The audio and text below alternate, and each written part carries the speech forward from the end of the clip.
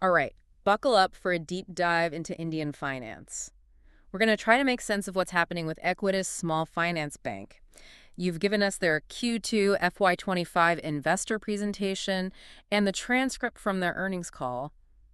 Looks like perfect timing, too. Yeah, this bank is in the middle of some pretty fascinating changes, that's for sure. Some pretty big changes. Yeah.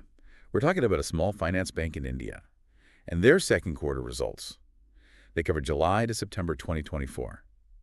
Show some pretty impressive growth. But there are some serious headwinds they're facing. Headwinds, okay. Particularly in the microfinance sector.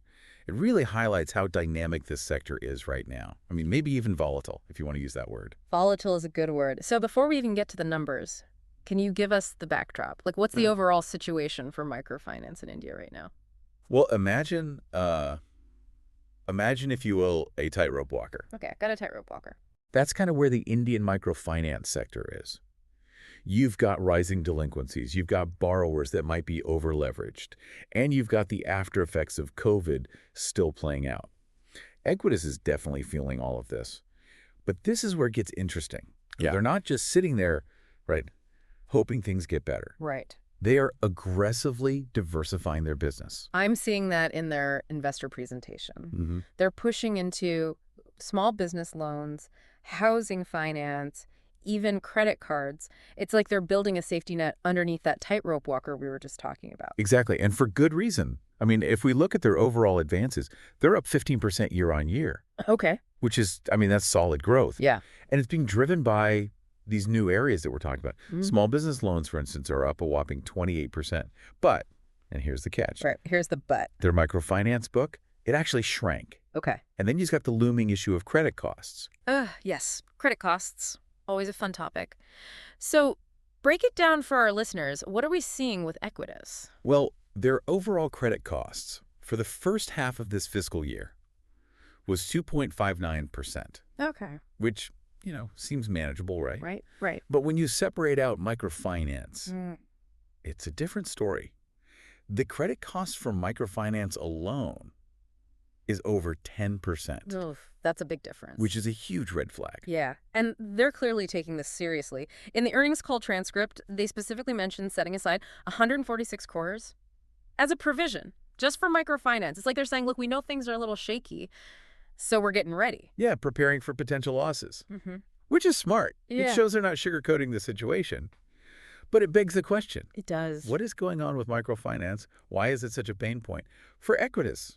And seemingly for the sector as a whole. Yeah, let's not shy away from the elephant in the room. Yeah. What are some of the factors at play here? Okay, think of it like this.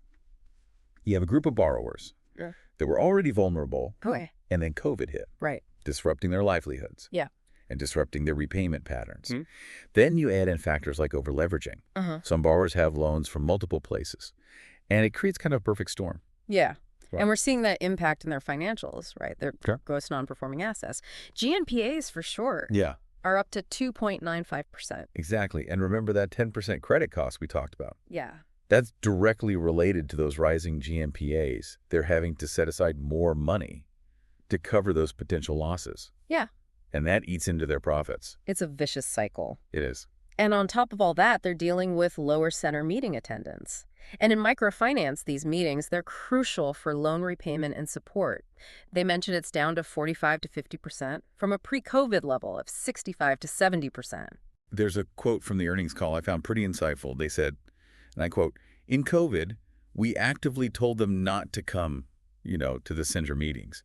And for too long a period of time, and that became a habit." It's kind of it's a reminder that even well-intentioned actions can have unintended consequences. Absolutely. Yeah. Especially when you're dealing with these ingrained social and financial behaviors. So microfinance is painting a bit of a gloomy picture for Equitas right now. Mm-hmm.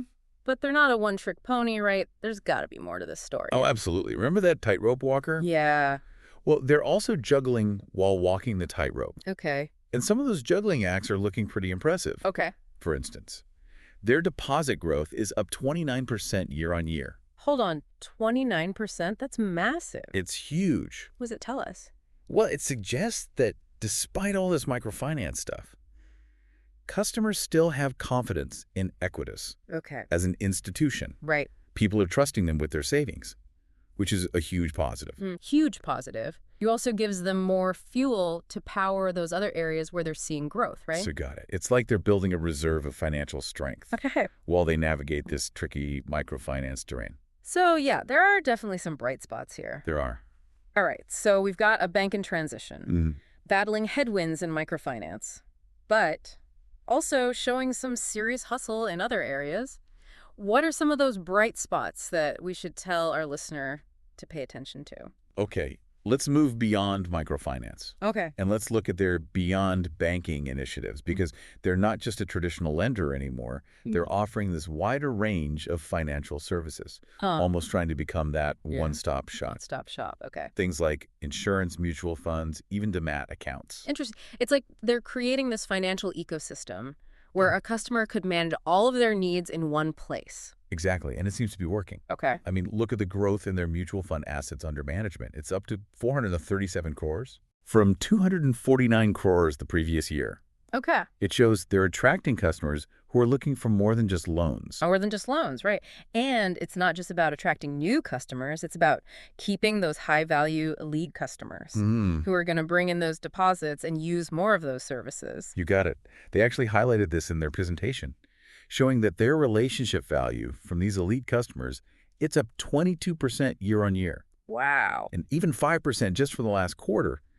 It's a good sign that their strategy is working. Yeah. Their strategy of building these deeper relationships. It's like they're saying, hey, we might be facing some challenges over here, but look at all this other cool stuff we're doing. But are they just putting on a brave face? Is there a real reason to be optimistic about their ability to navigate these kind of choppy waters? Well, that's where things get really interesting. And that's exactly what we're going to dig into in part 2 of this deep dive. I like it. We're going to look closer at their financials, Sure. their profitability, and see if those beyond banking initiatives are actually moving the needle. So stay tuned. You heard it here first. Stay tuned. Okay, we're back. Part 2 of our deep dive into Equitas Small Finance Bank. We'd laid the groundwork in Part 1, impressive growth, but mixed with those struggles in microfinance, and a bank that's really clearly hustling to diversify. Now it's time to roll up our sleeves and really dig into the financials. You ready to crunch some numbers? Let's do it. We're going beyond those headlines. And we're going to see if those bright spots we talked about are actually translating into financial strength. Because remember, a bank can put on a good show. Right. But the numbers always tell the real story. Okay, first up, profitability. I'm looking at their profit and loss statement. And their profit after tax, or PT, for this quarter is a measly 13 crores. That's a steep drop from 198 crores in the same quarter last year. What gives? What's going on here? Well, that drop is largely due to the increased credit costs. Right. We talked about this, especially in the microfinance segment. Remember those provisions of 146 crores? Yeah. They set aside. That's a big hit to their bottom line. It is. But here's the thing. If you exclude that impact, Okay. their profit before tax, PBT, is actually 350 crores, which is up 6% year on year. So their core operations are doing all right. It seems so, yeah. It's just that microfinance storm cloud Right. raining on their parade. But how are they managing costs in all of this? It can't be cheap to launch all these new initiatives. You're right. Expanding into new areas usually comes with growing pains. Yeah. But if you look at their cost-to-income ratio, which is essentially measuring how efficiently they're running their business, it has increased slightly to 66.09%.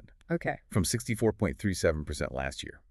But that increase is mainly due to, you guessed it, Credit costs. the credit costs. Yeah. Not because their operations are actually getting more expensive. So they're being financially savvy, Yeah. trying to keep a tight lid on expenses while they make these big moves. It looks like it. Yeah. Their operating expenses, excluding those for their digital initiatives, have actually pretty much stayed flat compared to last quarter. Which shows, I mean, they're being mindful about their spending, even as they invest in these growth areas. All right, so that's the profit and loss side of things. Let's switch gears a little bit. Okay. Look at their balance sheet. What are some of the key things here that our listener should be paying attention to? All right, first things first. Their capital adequacy ratio, or CIR, is a healthy 19.36%. Okay.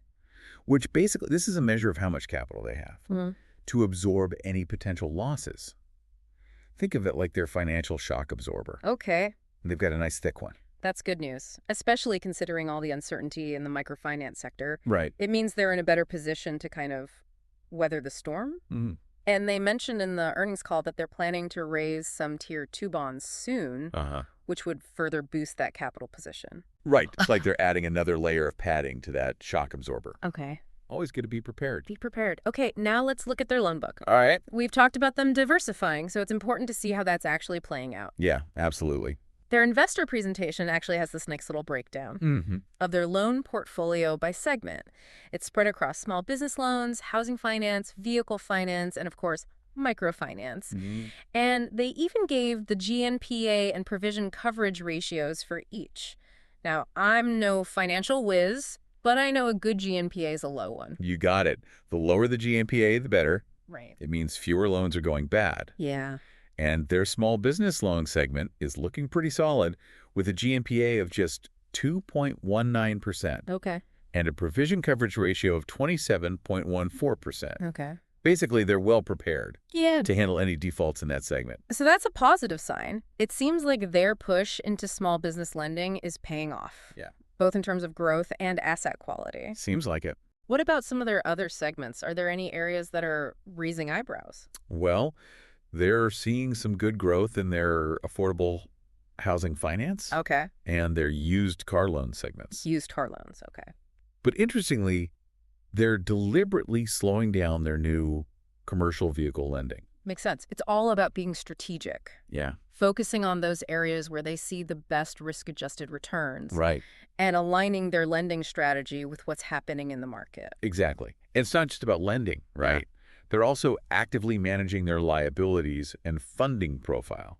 This is kind of the other side of the balance sheet, Right. where they get the money to actually fund those loans. Okay, so where is all this money coming from? They've shared quite a bit of data on their deposit mix. I see that retail term deposits, Mm-hmm. particularly that 444-day product we talked about, are a major contributor.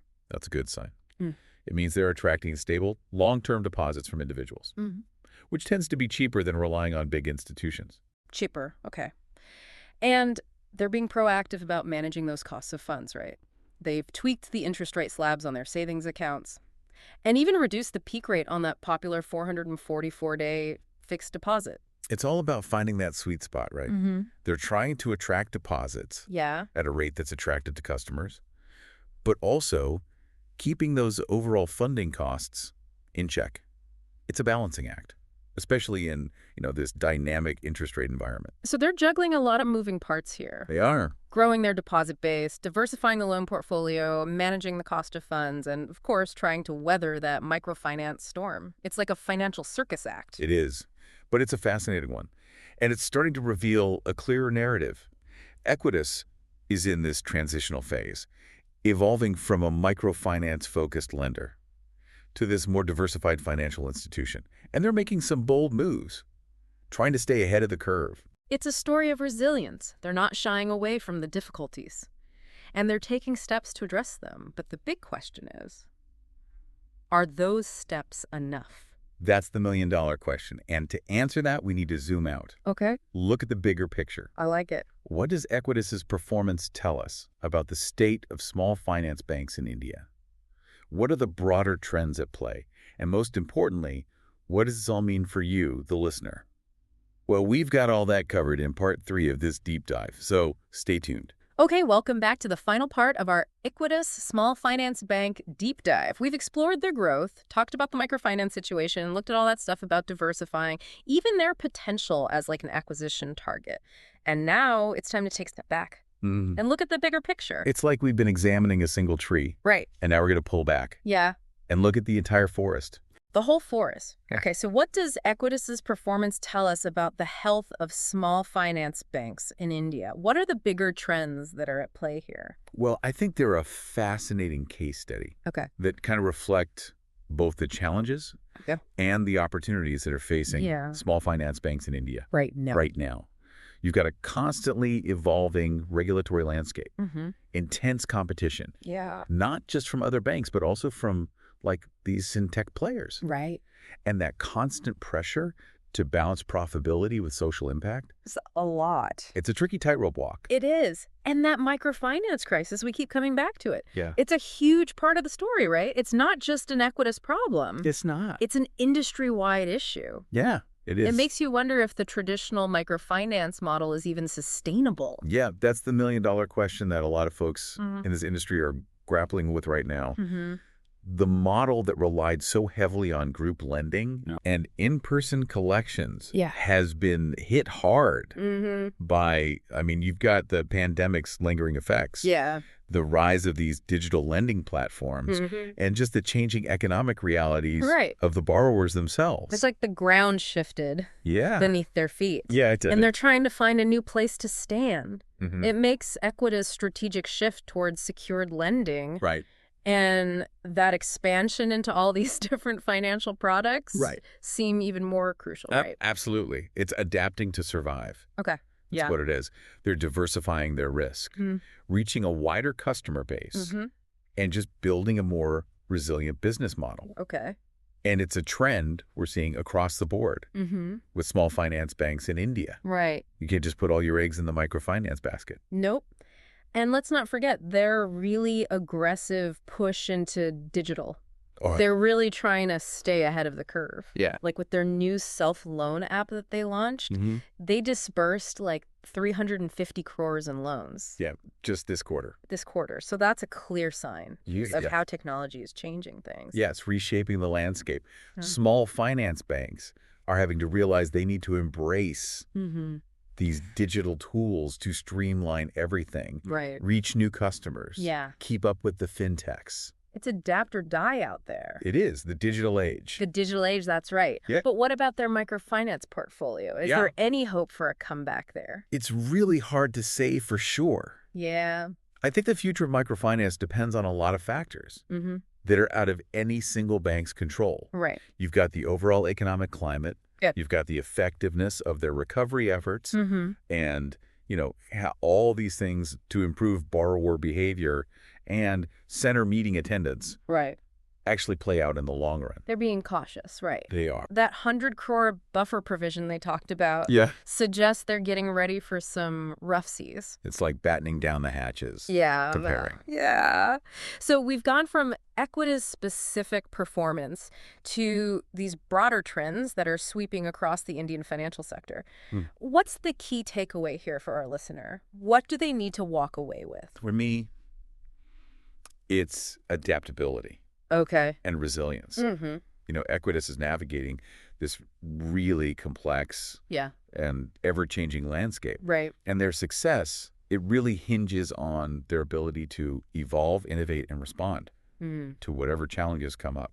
It's a reminder that even in finance, nothing stays the same forever. No. Market's constantly shifting. Yeah. And if you don't adapt, you get left behind. You do. It's true. And it's not just about the institutions themselves. Yeah. It's about the customers that they serve. Right. Equitas' push beyond traditional banking, offering insurance and mutual funds and all that, shows how the demand for financial services is changing. Yeah, it really does. People want options. Yeah. They want a more holistic way to manage their money. Mm-hmm. I think it highlights how the landscape is becoming more inclusive, Okay. catering to a wider range of needs and aspirations. It's an exciting time to be a part of this. It is, whether you're an investor, a customer, or just someone who's fascinated by finance. Yeah. There's so much to learn and observe. Absolutely.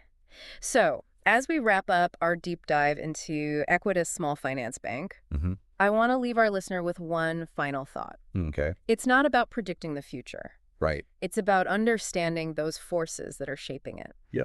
By paying attention to the details, analyzing those trends, asking the right questions, we can gain a deeper understanding of this complex world and make more informed decisions Absolutely. for ourselves and our businesses. Couldn't have said it better myself. And that is the deep dive, signing off. Until next time. Keep exploring, keep questioning. And keep diving deep.